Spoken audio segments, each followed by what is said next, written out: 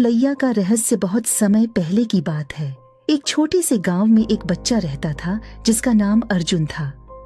अर्जुन अपने माता पिता के साथ एक साधारण जीवन जीता था, लेकिन उसे हमेशा से गांव के पास बने पुराने किले के बारे में जानने की उत्सुकता रहती थी। इस किले को भूल भुलैया कहा जाता था, क्योंकि वहां एक बार कोई भी गया तो वापस लौटकर नहीं आ पाता था। अर्जुन को इन कहानियों पर यकीन नहीं था और वह सोचता था कि यह सब गांव के बुजुर्गों की बनाई हुई कहानियां हैं, ताकि लोग उस किले से दूर रहें। एक दिन जब अर्जुन की जिज्ञासा अपने चरम पर पहुंच गई, उसने ठान लिया कि वह उस भूल भुलैया का रहस्य सुलझा कर रहेगा। उसने अपनी माँ से अनुमति मांगी, लेकिन उसकी माँ ने उसे सख्ती से मना कर दिया। उन्होंने कहा, बेटा, उस किले में कई लोग गए हैं, लेकिन कोई भी लौटकर नहीं आया। वह जगह अभिशप्त है। अर्जुन ने उनकी बात तो मान ली, लेकिन उसके मन में अब भी वह जिज्ञासा जिंदा थी। कुछ दिनों बाद गांव में मेला लगा और अर्जुन के माता पिता उस मेले में व्यस्त हो गए। अर्जुन ने यह मौका देखा और चुपके से भूल भुलैया की ओर चल पड़ा। वह सूरज ढलने से पहले किले के दरवाजे पर पहुंच गया। दरवाजे पर एक बड़ा सा ताला था, लेकिन अर्जुन ने एक पुरानी दीवार देखी जो थोड़ी सी टूटी हुई थी। उसने उस दरार से होकर किले के अंदर प्रवेश किया। किले के अंदर दाखिल होते ही अर्जुन को अजीब सी ठंडक महसूस हुई। हर तरफ धुंधलका था, जैसे सालों से यहाँ कोई नहीं आया हो। किले के अंदर कई दरवाजे और रास्ते थे जो वाकई एक भूल भुलैया की तरह लगते थे। अर्जुन ने हिम्मत जुटाई और एक रास्ते पर चल पड़ा। जैसे जैसे वह आगे बढ़ता गया, उसे चारों तरफ अजीब अजीब आवाजें सुनाई देने लगीं। कभी किसी के पैरों की आहट, कभी किसी के हंसने की आवाज। लेकिन अर्जुन डरने के बजाय और तेजी से चलने लगा। चलते चलते उसे एक बहुत बड़ा हॉल मिला। उस हॉल के बीचों बीच एक पुराना तख्त रखा था और उस पर एक किताब रखी हुई थी।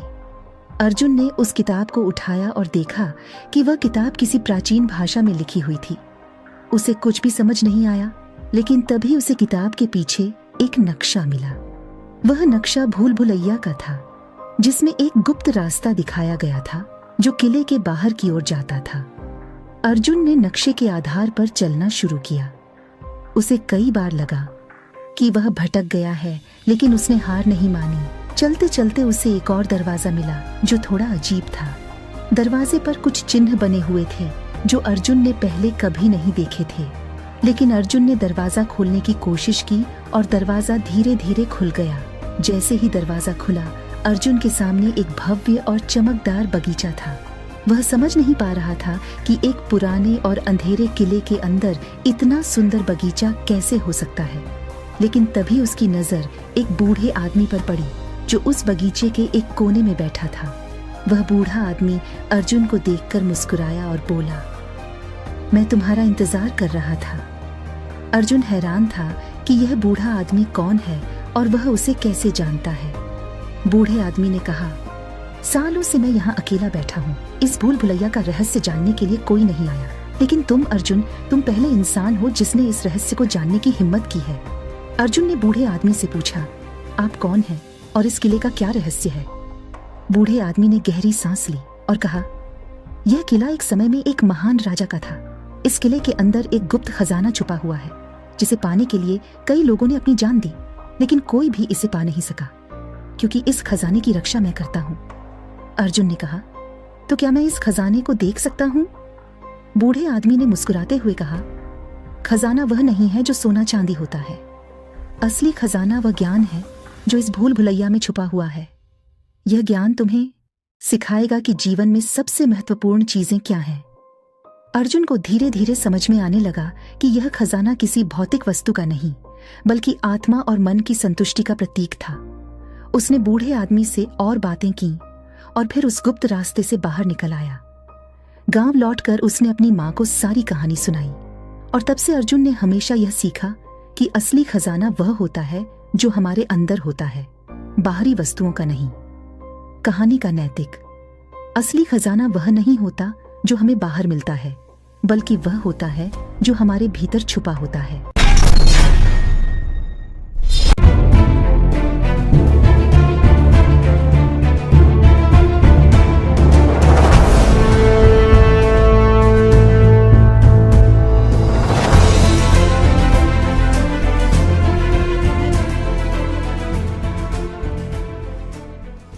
गांव के एक छोटे से घर में एक परिवार रहता था जिसमें माता पिता और उनकी 2 बेटियां थीं।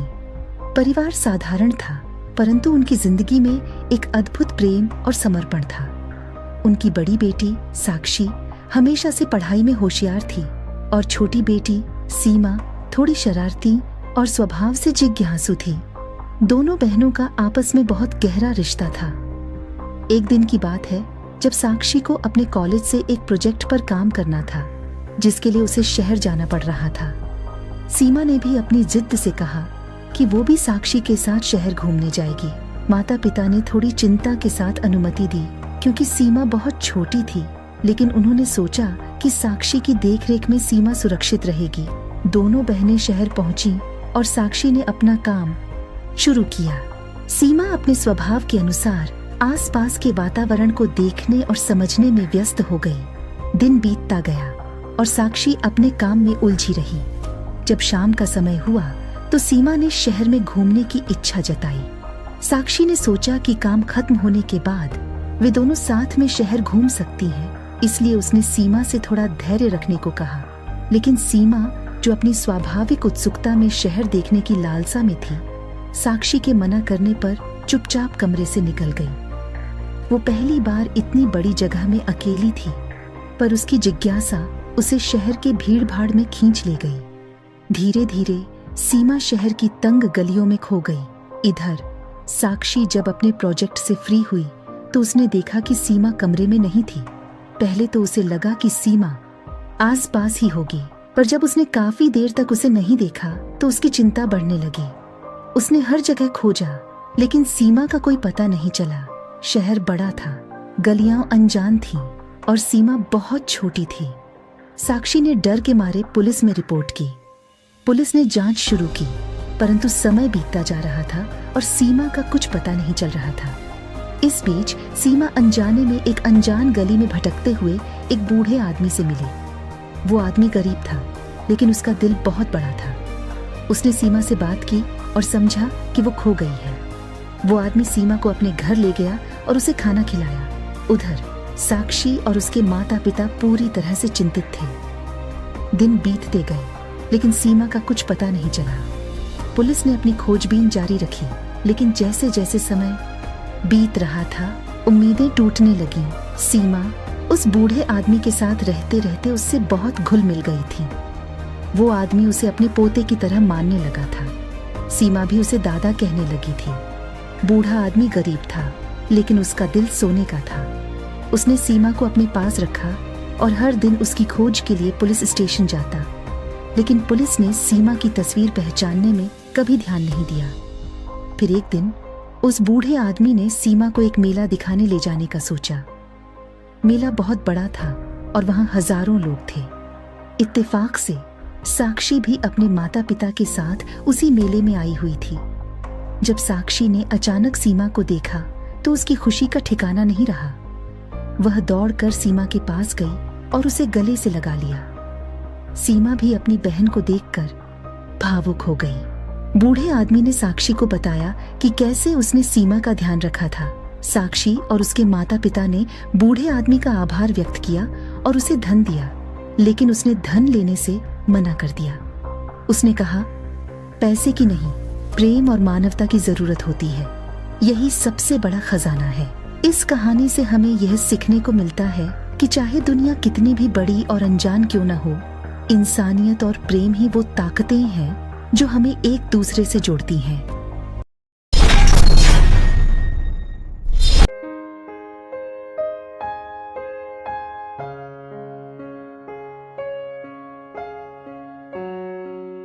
कहानी शीर्षक माँ का अटूट प्रेम और परिवार की जीत। सुधा एक छोटे से गांव में रहती थी, जहां वह अपनी बेटी सिया और बेटे रोहन के साथ रहती थी। उसके पति का देहांत कई साल पहले हो गया था और तब से सुधा ने अकेले ही अपने बच्चों की परवरिश की। जीवन में चाहे कितनी ही कठिनाइयां आई हों, उसने कभी हार नहीं मानी। सुधा एक ईमानदार और मेहनती महिला थी, जिसे गांव में सभी सम्मान करते थे। सिया पढ़ाई में बहुत अच्छी थी और हमेशा अपनी माँ की मदद के लिए तत्पर रहती थी। दूसरी ओर रोहन एक बेचैन और महत्वाकांक्षी लड़का था, जो जल्दी अमीर बनने के सपने देखता था और मेहनत से दूर भागता था। गांव के बाजार में एक दिन एक बड़े शहर का व्यापारी आया। उसकी बातों में एक खास आकर्षण था और वह गांव के युवाओं को शहर में नौकरी के लालच दे रहा था। उसने रोहन को एक बड़ी नौकरी का प्रस्ताव दिया जिसमें उसे बहुत अच्छा वेतन मिलने का वादा किया गया। रोहन को यह प्रस्ताव सुनकर लगा कि अब उसकी जिंदगी बदलने वाली है। उसने बिना अपनी माँ या बहन से सलाह लिए उस व्यापारी का प्रस्ताव मान लिया और शहर जाने की तैयारी करने लगा। सुधा ने रोहन को बहुत समझाने की कोशिश की कि बिना अनुभव और समझदारी के शहर की जिंदगी आसान नहीं होती, लेकिन रोहन ने उनकी एक न सुनी। उसके दिमाग में सिर्फ अमीर बनने का सपना था और वह अपनी माँ के आंसुओं की भी परवाह नहीं कर रहा था। रोहन शहर चला गया और शुरू में सब कुछ ठीक लग रहा था। उसे नौकरी मिल गई थी और वह खुद को खुशकिस्मत समझ रहा था, लेकिन कुछ ही महीनों में शहर की सच्चाई उसके सामने आने लगी। उसकी नौकरी स्थायी नहीं थी और उसे अपने मालिक की हर छोटी बड़ी बातों का पालन करना पड़ता था। उसके पास दोस्त नहीं थे और वह अकेलापन महसूस करने लगा। इसी बीच उस व्यापारी ने भी उसे धोखा दे दिया और रोहन के पास अब वापस लौटने का कोई रास्ता नहीं बचा। उसने अपनी माँ और बहन से दूरी बना ली थी और अब उसकी हालत दिन ब दिन खराब होती जा रही थी। गांव में सुधा अपने बेटे की याद में टूट चुकी थी, लेकिन उसने खुद को कमजोर नहीं होने दिया। सिया ने अपनी पढ़ाई में और भी मेहनत की और शहर की एक प्रतिष्ठित यूनिवर्सिटी में स्कॉलरशिप हासिल की। सिया अपनी माँ का सहारा बन गई थी और वह जानती थी कि अब उसे अपने परिवार की जिम्मेदारी उठानी है। जब सिया को अपने भाई की हालत के बारे में पता चला तो वह बहुत परेशान हो गई। उसने फैसला किया कि वह अपने भाई को वापस लाएगी और उसके साथ खड़ी रहेगी। सिया अपनी माँ के आशीर्वाद से शहर गई और रोहन को ढूंढने के लिए बहुत मेहनत की। उसने कई दिन शहर की गलियों में भटकते हुए अपने भाई को ढूंढा और अंततः उसे एक छोटे से किराए के कमरे में भूखा और उदास पाया। रोहन पूरी तरह से टूट चुका था और उसे अब अपनी गलतियों का एहसास हो रहा था। सिया ने रोहन को समझाया कि परिवार से बढ़कर कुछ नहीं होता। उसने कहा, माँ ने तुम्हारे लिए कितने बलिदान दिए और अब तुम्हें वापस लौटकर उनकी देखभाल करनी चाहिए। परिवार हमेशा तुम्हारे साथ खड़ा रहेगा, चाहे कितनी भी गलतियां क्यों न हुई हों। रोहन ने सिया की बातों को समझा और गांव लौटने का फैसला किया। जब वे गांव पहुंचे तो सुधा ने अपने बेटे को गले लगा लिया। उसकी आंखों में आंसू थे, लेकिन वह आंसू खुशी के थे, क्योंकि उसका बेटा अब सही राह पर लौट आया था। गांव लौटने के बाद रोहन ने अपनी माँ और बहन के साथ मिलकर काम करना शुरू किया। उसने गांव में एक छोटा व्यवसाय शुरू किया, जिसमें उसकी माँ और बहन ने भी उसकी मदद की। धीरे धीरे उसका व्यवसाय बढ़ने लगा और उसकी जिंदगी पटरी पर आ गई। रोहन ने महसूस किया कि मेहनत और परिवार का साथ ही इंसान को सच्ची सफलता दिला सकता है। सिया ने अपनी पढ़ाई पूरी की और एक अच्छी नौकरी पाई, जिससे परिवार की आर्थिक स्थिति और भी बेहतर हो गई।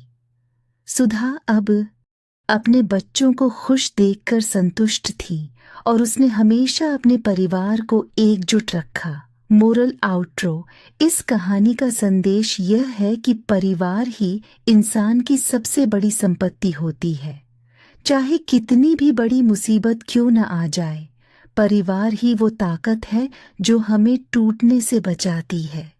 जीवन में सच्ची खुशी और संतोष तभी मिलता है जब हम अपने परिवार के साथ मिलकर संघर्षों का सामना करते हैं और एक दूसरे के साथ खड़े रहते हैं।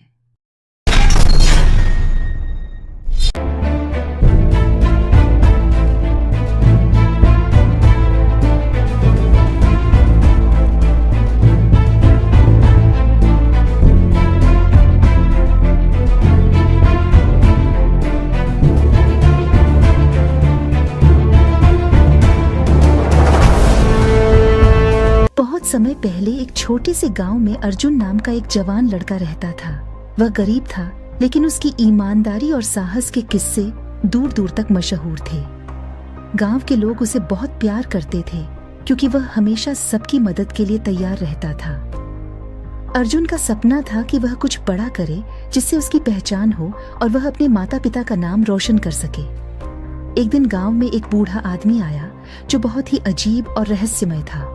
उसके हाथ में एक पुरानी किताब थी और उसकी आंखों में अजीब सी चमक थी। उसने अर्जुन को बुलाया और कहा, तुम्हारे भीतर कुछ खास है। तुम एक महान कार्य कर सकते हो, लेकिन उसके लिए तुम्हें एक कठिन यात्रा पर जाना होगा। उस यात्रा के अंत में तुम्हें एक अनमोल खजाना मिलेगा जो न केवल तुम्हें बल्कि पूरे गांव को बदल देगा। अर्जुन को उस बूढ़े की बातों पर विश्वास नहीं हुआ, लेकिन उसके शब्दों में कुछ ऐसा था जो अर्जुन के दिल को छू गया। बूढ़े आदमी ने उसे एक जादुई नक्शा दिया जो एक खतरनाक और रहस्यमयी जंगल का रास्ता दिखाता था। अर्जुन ने बिना समय गंवाए उस नक्शे का पीछा करने का फैसला किया। वह अपनी यात्रा की तैयारी करने लगा और अगले ही दिन सुबह सुबह अपनी यात्रा पर निकल पड़ा। जंगल का रास्ता बहुत कठिन था। चारों ओर ऊंचे ऊंचे पेड़ थे जिनके बीच सूरज की रोशनी भी मुश्किल से पहुंचती थी। अर्जुन ने कई बार सोचा कि वह वापस लौट जाए, लेकिन हर बार उसे बूढ़े आदमी के शब्द याद आते और वह आगे बढ़ता। रास्ते में उसे एक घायल हिरण मिला जो दर्द से कराह रहा था। अर्जुन ने अपनी यात्रा को रोककर उस हिरण की मदद की। उसने अपने पास रखे पानी से हिरण की चोटों को धोया और उसकी मरहम पट्टी की। जैसे ही हिरण ठीक हुआ, उसने अर्जुन की ओर देखा और धीरे धीरे गायब हो गया। अर्जुन यह देखकर चौंक गया, लेकिन उसे एहसास हुआ कि यह कोई साधारण हिरण नहीं था, बल्कि उसकी मदद के लिए भेजा गया एक संदेश था। जंगल के बीचों बीच एक विशाल झरना था जिसे पार करना लगभग असंभव लग रहा था। अर्जुन ने कई बार कोशिश की, लेकिन हर बार वह असफल हो जाता। तभी उसने देखा कि झरने के पास एक बूढ़ी औरत बैठी है जो बहुत कमजोर और भूखी थी। अर्जुन ने उसे अपने पास रखा हुआ खाना दिया और पानी पिलाया। बूढ़ी औरत ने आशीर्वाद देते हुए कहा, तुम्हारा दिल बहुत बड़ा है। जो तुम तलाश रहे हो वह तुम्हारे भीतर ही है। आगे बढ़ो, तुम्हें सफलता मिलेगी। अर्जुन ने बूढ़ी औरत की बातों से प्रेरित होकर फिर से झरने को पार करने की कोशिश की और इस बार उसे सफलता मिली। झरने के पार एक गहरी खाई थी जिसके नीचे एक नदी बह रही थी। अर्जुन ने खाई को पार करने के लिए एक मजबूत लता का सहारा लिया और बड़ी मुश्किल से खाई के उस पार पहुंच गया। आगे चलकर उसे एक पहाड़ मिला जिसके ऊपर एक पुरानी गुफा थी। अर्जुन जानता था कि उसका खजाना इसी गुफा में छुपा हुआ है। गुफा के अंदर अंधेरा था और अर्जुन के पास कोई रोशनी नहीं थी। उसने अपने चारों ओर देखा और धीरे धीरे आगे बढ़ने लगा। गुफा के भीतर उसे एक विशाल दरवाजा मिला जिसके ऊपर प्राचीन शिलालेख लिखे हुए थे। अर्जुन ने शिलालेखों को पढ़ने की कोशिश की, लेकिन वह उन्हें समझ नहीं सका। तभी उसने सुना कि उसके पीछे कुछ आहट हो रही है। वह मुड़ा तो देखा कि वही बूढ़ा आदमी वहां खड़ा था जिसने उसे यह यात्रा शुरू करने को कहा था। बूढ़े आदमी ने मुस्कुराते हुए कहा, अब समय आ गया है कि तुम सच्चे खजाने को समझो। ये दरवाजा तभी खुलेगा जब तुम अपने दिल की सच्चाई को पहचानोगे। अर्जुन ने गहराई से सोचा। उसने सोचा कि वह इस खजाने के पीछे क्यों आया था। क्या वह सिर्फ खुद के लिए इसे चाहता था, या वह वास्तव में इस खजाने का उपयोग अपने गांव और लोगों की भलाई के लिए करना चाहता था। अचानक उसे एहसास हुआ कि असली खजाना केवल दौलत नहीं, बल्कि वह ज्ञान और प्रेम है जो हम दूसरों को दे सकते हैं। जैसे ही यह विचार उसके मन में आया, दरवाजा धीरे धीरे खुलने लगा। दरवाजे के पीछे कोई सोना या हीरे नहीं थे। वहां केवल एक किताब थी जिसमें लिखा था, सच्चा खजाना वह नहीं है जो हमें दिखता है, बल्कि वह है जो हमें दूसरों के जीवन को बेहतर बनाने में मदद करता है। अर्जुन मुस्कुराया और उसने वह किताब उठाया। वह समझ गया था कि असली खजाना केवल दौलत नहीं, बल्कि वह ज्ञान और प्रेम है जो हम दूसरों को दे सकते हैं। वह किताब लेकर गांव लौटा और वहां के लोगों को यह सिखाया कि सच्चा खजाना कभी भौतिक नहीं होता, बल्कि हमारे अच्छे कर्म और हमारी निष्ठा ही असली खजाना है। नैतिक शिक्षा, सच्चा खजाना धन और दौलत में नहीं होता, बल्कि वह हमारे अंदर की अच्छाई, हमारे अच्छे कर्म और दूसरों की मदद में छिपा होता है।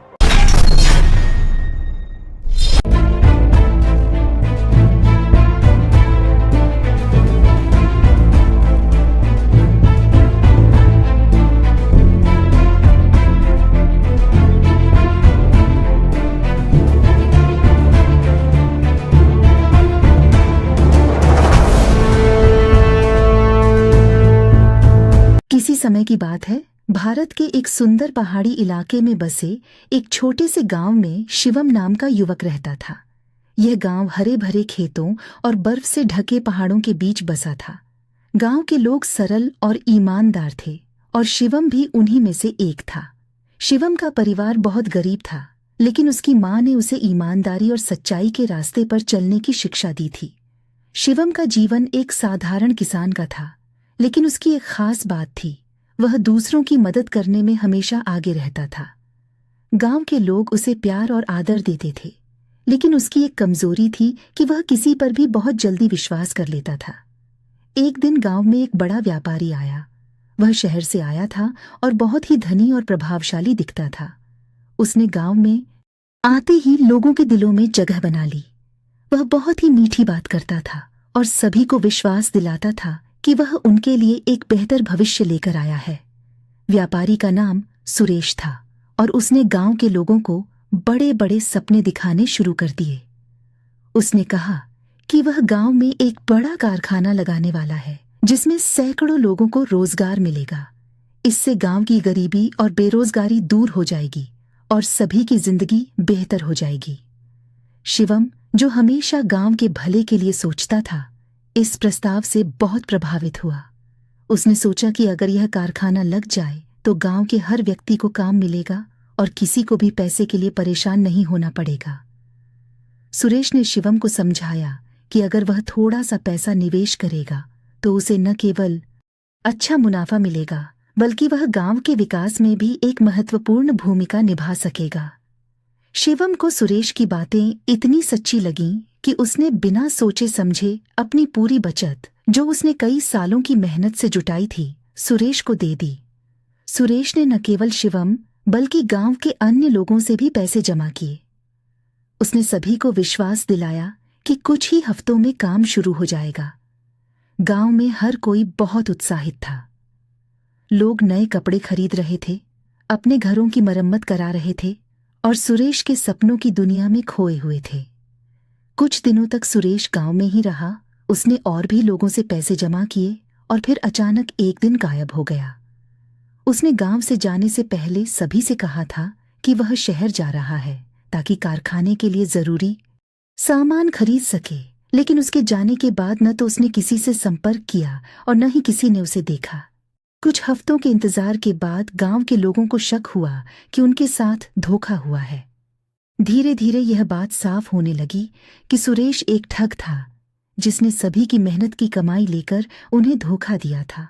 शिवम, जिसने सबसे ज्यादा पैसा लगाया था, को यह बात हजम नहीं हो रही थी।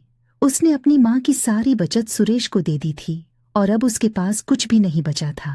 वह बेहद उदास और शर्मिंदा था, क्योंकि उसने गांव वालों को भी सुरेश के बारे में भरोसा दिलाया था। गांव के लोग भी अब शिवम से नाराज होने लगे थे। वे उसे दोषी ठहराने लगे कि उसने बिना सोचे समझे सुरेश पर भरोसा किया और गांव के लोगों को भी उसी रास्ते पर चलने के लिए कहा। शिवम को समझ नहीं आ रहा था कि वह क्या करे। वह खुद को बहुत बेबस महसूस कर रहा था। उसकी माँ ने उसे समझाया कि गलती करना इंसान का स्वभाव है, लेकिन अगर हम अपनी गलतियों से सीख लें और उन्हें सुधारने की कोशिश करें तो वही हमारी असली जीत होती है। शिवम ने ठान लिया कि वह अपनी इस गलती को सुधारने के लिए कुछ करेगा। उसने गांव के लोगों से माफी मांगी और उनसे वादा किया कि वह अपनी मेहनत से न केवल खुद को बल्कि पूरे गांव को इस मुसीबत से बाहर निकालेगा। शिवम ने अपने खेत में जैविक खेती करने का फैसला किया। उसने अपनी बची खुची जमीन पर कड़ी मेहनत शुरू की और धीरे धीरे उसका काम चल निकला। उसने गांव के अन्य लोगों को भी अपने साथ जोड़ लिया और उन्हें जैविक खेती के फायदे समझाए। कुछ ही सालों में शिवम का व्यापार इतना बढ़ गया कि उसके उत्पाद शहरों में भी बिकने लगे। गांव के लोग, जिन्होंने पहले अपने पैसे सुरेश को दे दिए थे, अब शिवम के साथ मिलकर मेहनत कर रहे थे और अच्छे पैसे कमा रहे थे। गांव की स्थिति धीरे धीरे सुधरने लगी और लोग फिर से खुशहाल होने लगे। कुछ सालों बाद सुरेश, जो शहर में जाकर छिपा था, पकड़ा गया।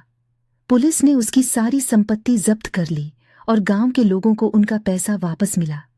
शिवम की मेहनत और ईमानदारी की वजह से गांव के लोगों ने उसे एक बार फिर अपना नेता मान लिया उन्होंने समझ लिया कि सच्चाई और ईमानदारी के रास्ते पर चलने वाला कभी हारता नहीं है। इस कहानी से हमें यह सीखने को मिलता है कि किसी पर भी अंधविश्वास नहीं करना चाहिए। किसी भी व्यक्ति की बातों पर आंख मूंद कर भरोसा करना सही नहीं है, चाहे वह कितना ही अच्छा क्यों न लगे। साथ ही हमें अपनी गलतियों से सीख कर आगे बढ़ना चाहिए। असली जीत वही होती है जब हम अपनी कमजोरियों से ऊपर उठकर खुद को और अपने समाज को बेहतर बनाने के लिए काम करें। जीवन में मुश्किलें आएंगी, लेकिन अगर हम ईमानदारी और मेहनत से काम करते रहें तो हर मुश्किल को पार कर सकते हैं।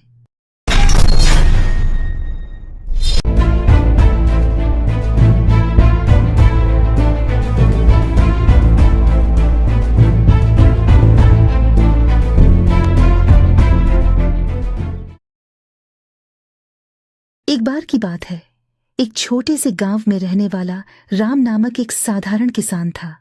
राम का जीवन बड़ा ही सरल था। वह हर दिन सूरज उगने से पहले उठता, खेतों में कड़ी मेहनत करता और अपनी पत्नी सीता और 2 छोटे बच्चों के साथ अपना दिन गुजारता।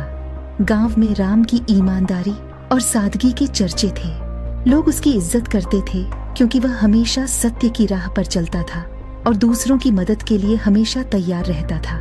राम की जिंदगी में सब कुछ ठीक चल रहा था, लेकिन एक दिन उसकी जिंदगी में ऐसा मोड़ आया जिसने सब कुछ बदल दिया। गांव के पास एक घना जंगल था जिसे रहस्यमयी जंगल कहा जाता था। लोगों का मानना था कि उस जंगल में कोई दुष्ट आत्मा रहती है जो रात में जंगल में आने वाले लोगों को नुकसान पहुंचाती है। गांव में कई कहानियां प्रचलित थीं कि जो भी व्यक्ति रात में उस जंगल के अंदर गया वह कभी वापस नहीं लौटा। राम को इन कहानियों पर विश्वास नहीं था। वह सोचता था कि ये सब अंधविश्वास है और लोग बिना वजह डरते हैं। एक दिन गांव में एक बड़ी समस्या आ गई। गांव के कुएं का पानी सूख गया और अब लोगों को पीने के पानी के लिए दूर दूर तक जाना पड़ता था। गांव वालों ने फैसला किया कि किसी को उस जंगल के पार जाकर एक पुराने तालाब से पानी लाना होगा, लेकिन कोई भी जाने के लिए तैयार नहीं था। लोग डरते थे कि अगर वे जंगल में गए तो वे वापस नहीं आएंगे। राम ने सोचा कि अगर वह इस काम को कर सके तो गांव वालों की बहुत बड़ी मदद हो जाएगी। उसने गांव के मुखिया से कहा कि वह पानी लाने के लिए जंगल जाएगा। गांव वाले डर गए और उसे मना करने लगे, लेकिन राम ने ठान लिया कि वह जाएगा और गांव के लिए पानी लेकर आएगा। अगली सुबह राम ने अपनी पत्नी और बच्चों से विदा ली और जंगल की ओर चल पड़ा। उसकी पत्नी ने उसे समझाने की बहुत कोशिश की, लेकिन राम ने कहा कि वह गांव के लिए यह करना चाहता है। राम ने अपने साथ कुछ खाने पीने का सामान और एक मशाल ली और जंगल में प्रवेश कर गया। दिन का समय था, लेकिन जंगल में घना अंधेरा था। राम को रास्ता ढूंढने में काफी मुश्किल हो रही थी, लेकिन वह डरा नहीं। वह चलते चलते जंगल के बीच में पहुंच गया। जंगल के बीच में पहुंचते ही अचानक राम के सामने एक बूढ़ा आदमी प्रकट हुआ। वह बहुत ही अजीब दिख रहा था और उसकी आंखों में एक अजीब चमक थी। बूढ़े आदमी ने राम से कहा, तुम कौन हो और यहाँ क्या कर रहे हो? राम ने उसे सारी बात बताई और कहा कि वह गांव के लिए पानी लाने आया है। बूढ़े आदमी ने हंसते हुए कहा, तुम्हें नहीं पता कि यह जंगल शापित है। यहाँ से जो भी पानी लेने आता है वह कभी वापस नहीं जाता। राम ने बूढ़े आदमी की बात को नजरअंदाज किया और अपनी यात्रा जारी रखी। कुछ देर चलने के बाद वह तालाब के पास पहुंच गया। तालाब का पानी साफ और ठंडा था। राम ने अपने साथ लाए घड़ों को पानी से भर लिया और वापस गांव लौटने के लिए तैयार हो गया। लेकिन जैसे ही उसने वापसी का रास्ता तय किया, अचानक जंगल में अजीब सी आवाजें आने लगीं। पेड़ हिलने लगे और हवा तेजी से चलने लगी। राम ने देखा कि उसके चारों ओर अंधेरा छा रहा है और उसे कुछ दिखाई नहीं दे रहा था। राम ने अपने दिल को मजबूत किया और सोचा कि यह सिर्फ उसकी कल्पना है। उसने मशाल जलाई और वापस चलने लगा। रास्ते में उसे कई अजीबोगरीब दृश्य देखने को मिले। कहीं उसे पेड़ों के बीच से कुछ चमकती आंखें दिखीं, तो कहीं उसे महसूस हुआ कि कोई उसके पीछे चल रहा है। लेकिन राम ने खुद को शांत रखा और अपना सफर जारी रखा। धीरे धीरे रात हो चुकी थी और राम जंगल के आखिरी छोर पर पहुंच चुका था। लेकिन जैसे ही वह गांव के करीब पहुंचा, अचानक वह बूढ़ा आदमी फिर से उसके सामने आ गया। इस बार उसकी आंखों में और भी ज्यादा चमक थी और उसके चेहरे पर एक शैतानी मुस्कान थी। उसने राम से कहा, तुमने मेरा शाप तोड़ दिया है, लेकिन इसका अंजाम तुम्हें भुगतना पड़ेगा। राम ने उसकी बातों को फिर से नजरअंदाज किया और गांव की ओर बढ़ गया। गांव पहुंचने पर लोग उसे देखकर खुशी से झूम उठे। उसने तालाब का पानी गांव वालों को दिया और सभी ने उसे हीरो मान लिया। लेकिन उसी रात राम के साथ कुछ अजीब होने लगा। उसे सपनों में वही बूढ़ा आदमी दिखाई देने लगा और हर बार वह उसे चेतावनी देता कि उसका अंत नजदीक है। राम ने इन सपनों को गंभीरता से नहीं लिया और अपनी जिंदगी सामान्य रूप से जीने लगा। लेकिन एक दिन अचानक राम बहुत बीमार पड़ गया। उसकी तबीयत दिन ब दिन खराब होती गई और डॉक्टर भी उसकी बीमारी का पता नहीं लगा पाए। उसकी पत्नी और बच्चे उसकी हालत देखकर बहुत दुखी हो गए। राम को धीरे धीरे एहसास होने लगा कि यह सब उस बूढ़े आदमी के शाप का नतीजा है। वह समझ गया कि उसने जंगल के रहस्यों को नजरअंदाज करके एक बड़ी गलती की थी। आखिरकार राम की हालत इतनी खराब हो गई कि वह बिस्तर से उठ भी नहीं पाया। मरने से पहले राम ने अपनी पत्नी और बच्चों को बुलाया और उनसे कहा, मैंने जो किया वह गांव के भले के लिए था, लेकिन मैंने इस बात का ध्यान नहीं रखा कि कुछ रहस्य ऐसे होते हैं जिन्हें छेड़ना नहीं चाहिए। मैं चाहता हूँ कि तुम लोग हमेशा सत्य की राह पर चलो, लेकिन कभी भी किसी ऐसी चीज को चुनौती मत दो जिसे समझना हमारे बस में नहीं है। राम की मौत के बाद गांव के लोग उसकी कहानी को सदियों तक याद करते रहे। लोग उसे एक महान व्यक्ति मानते थे, लेकिन साथ ही यह भी समझते थे कि कुछ ताकतें ऐसी होती हैं जिनका सामना करना इंसान के बस में नहीं होता। कहानी की सीख, कभी कभी हमारे सामने कुछ ऐसी चुनौतियां आती हैं जिन्हें समझे बिना हम उनका सामना करते हैं, लेकिन हमें यह याद रखना चाहिए कि दुनिया में ऐसी भी शक्तियां हैं जिन्हें समझने के लिए धैर्य और विवेक की आवश्यकता होती है। बिना सोचे समझे किसी भी रहस्य को चुनौती देना खतरनाक हो सकता है।